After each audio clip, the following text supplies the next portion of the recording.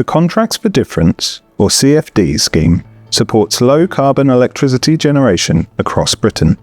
By funding most new-build, large-scale wind farms, solar parks and other renewable and low-carbon technologies, the scheme supports the government in achieving its decarbonisation goals.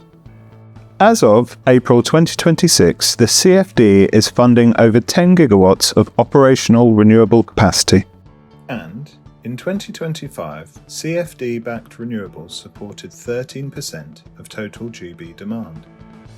And, in terms of cost, the CFD charge is expected to make up 4% of the total energy bill in 2026, and will become one of the fastest growing charges on the bill as we deploy more low-carbon generation throughout the next decade. We'll see later that the charge can be quite volatile. For now, let's look at how the scheme is managed.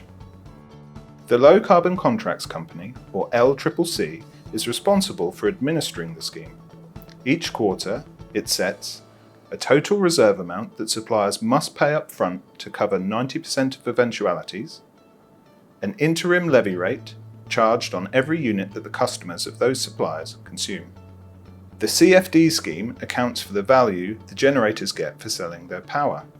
The levy payment covers the difference between an agreed strike price and the market price for each megawatt hour the generator produces. If the market price is above the strike price, the payment can be negative, which means generators pay these revenues back. The costs of running the LCCC are also recovered through a small charge that varies on an annual basis. Now we know how the CFD scheme is charged, let's see if we'll know what the charge will be in advance. So, the interim levy rate we talked about just now is known 90 days in advance. The LCCC does have the opportunity to make in-period adjustments with 1 month's notice, however, and costs are reconciled on a daily and quarterly basis. And the operational cost is known a few months to several years in advance, as the government consults on the costs in 3-year tranches. So this raises the question, what are the main drivers for the CFD charge? Simply put, it's down to power prices on a day-ahead and season-ahead basis, renewable generation volumes, and total demand on the system.